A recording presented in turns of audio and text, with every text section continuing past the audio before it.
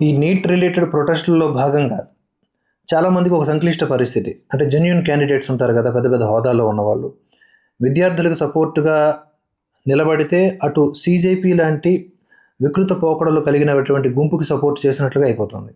ఇక్కడ అందరూ కూడా, మీరు నేను అందరం కూడా విద్యార్థులకు సపోర్టుగానే ఉన్నాం, వాళ్ళ భవిష్యత్తు కోసం ఆలోచిస్తున్నాం. కానీ మధ్యలో ఈ సీజేపీ కంట్లో నరకలాగా వాళ్ళకి సపోర్ట్ చేస్తే వీళ్ళకి సపోర్ట్ లాగా మారిపోతుంది. అప్పుడు ఆటోమేటిక్గా ప్రభుత్వానికి ఎగనిస్ట్గా అయిపోతుంది.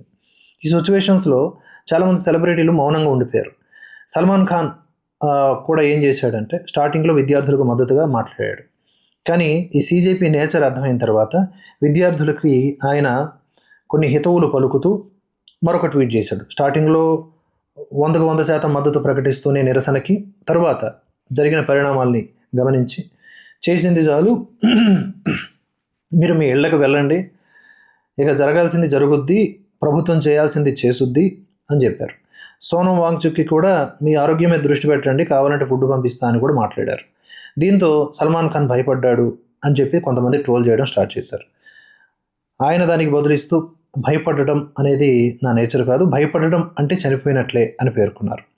ఇలా కొంతమంది బ్యాచ్ ఎలా ఉంటారంటే న్యూట్రల్గా రెస్పాండ్ అయినా కూడా తీసుకోలేనటువంటి మనుషులు ఉంటారనమాట. ఇప్పుడు సల్మాన్ ఖాన్ లాగానే చాలామంది రెస్పాండ్ అయ్యారు. విద్యార్థులకు సహానుభూతి ప్రకటించడంలో తప్పు లేదు. కానీ ఈ సీజేపీకి ఎవరైతే సపోర్ట్ చేస్తున్నారో వాళ్ళు మాత్రం విచక్షణ కోల్పోతున్నట్లుగానే మనం గమనించాలి, లేదా వాళ్ళకి ఏదో ఒక ప్యాకేజీ అందినట్లుగానే మనం అనుమానించాలి. ఇది నేను చెప్పాలనుకున్న పాయింట్.